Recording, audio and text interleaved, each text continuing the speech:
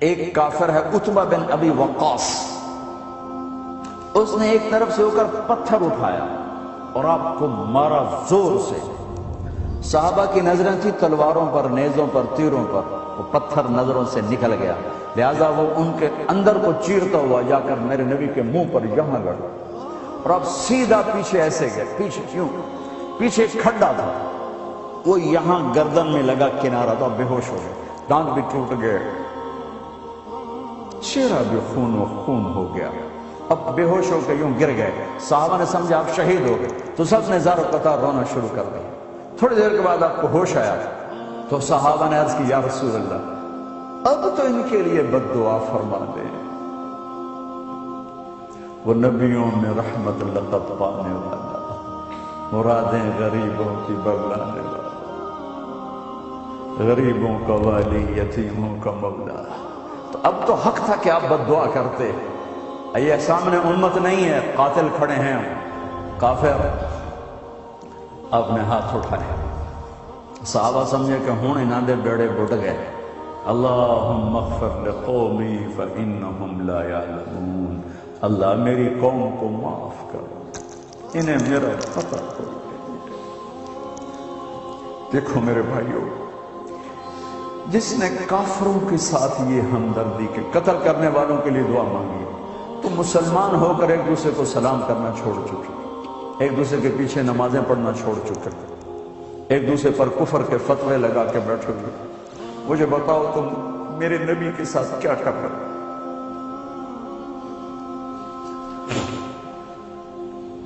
وہ تمہیں فرقوں میں بانٹ کر گئے تھے یا امت بنا کر گئے تھے؟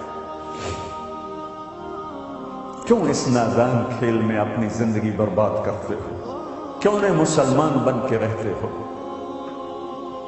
اس امت میں اختلاف شروع سے ہے، ہمیشہ رہے گا، یہاں تک نہ جاؤ کہ یوسف پر کفر کے فتوے۔ جنت میں کون جائے گا؟ سنیوں نے کہا وہابی کافر، وہابیوں نے کہا سنی کافر، بریلیوں نے کہا دیوبندی کافر، دیوبندیوں نے کہا بریلوی کافر، شیعہ نے کہا سنی کافر، سنی نے کہا شیعہ کافر، جنت میں کون جائے گا؟ کچھ تو بھائیو میرے نبی کی محنت کی قدر کرو۔ میرے نبی تو غیروں کو اپنا بنانے آئے تھے، ہم نے اپنوں کو غیر بنایا تھا۔ جو نفرت کی آگ وہاں بھڑک رہی ہے یہاں مت بھڑکاؤ، جاؤ میرے دیس میں دیکھو کتنے سر کٹ چکے، کتنے سہاگ اجڑ گئے، کتنی مائیں بے آسرا ہو گئیں، کتنی جوان بیٹیوں کی مانگ ویران ہو گئی۔ کیا اسی کا نام اسلام ہے؟ اسی کا نام عشق رسول ہے؟ اسے وہ نہیں کہتے؟ ایک دوسرے کی مسجدوں میں نہیں جاتے ہو، ایک دوسرے کے پیچھے نمازیں نہیں پڑھتے ہو، جنت کے ٹھیکیدار بن گئے ہو۔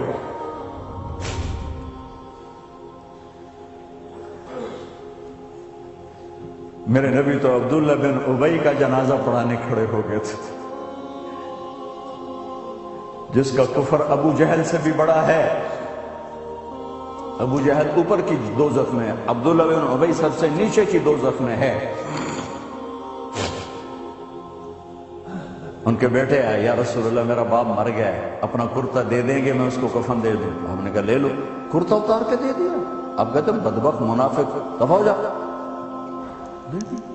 کہ یا رسول اللہ آپ جنازہ پڑھائیں گے؟ کہاں پڑھوں گا؟ باقی منافقوں کا تو کسی کو پتہ نہیں تھا سوائے اللہ کے نبی کے، لیکن عبداللہ بن ابی کا منافق ہونا تو سب کو معلوم تھا۔ آپ جنازے کے لیے کھڑے، عمر سامنے آ گئے، یا رسول اللہ یہ کون ہے؟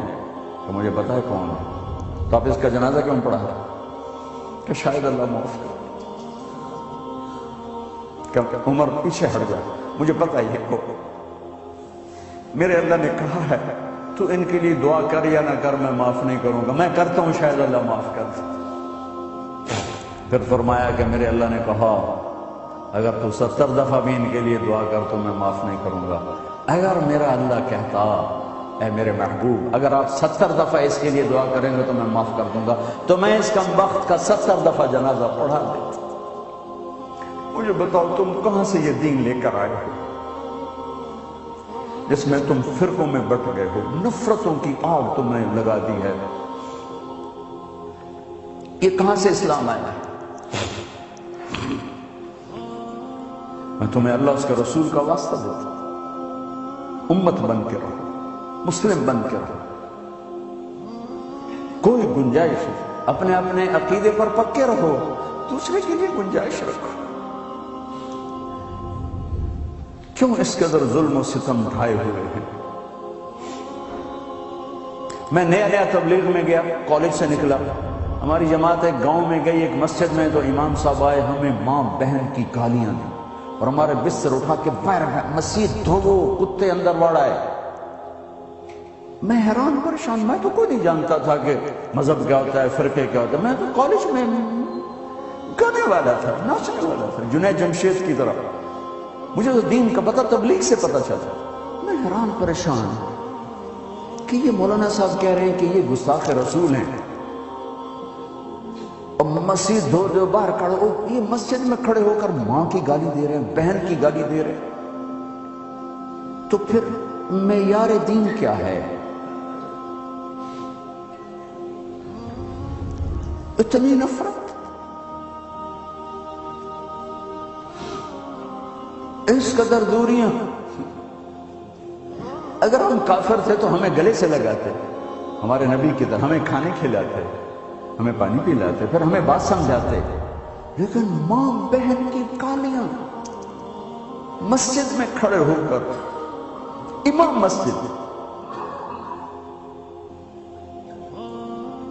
ہم پنجاب کے ذمہ دار ہیں، گالی دینا ہماری سرشت میں ہے، لیکن مسجد میں کانپ جاتے تھے کہ کسی کو الو کا پٹھا بھی کہتے۔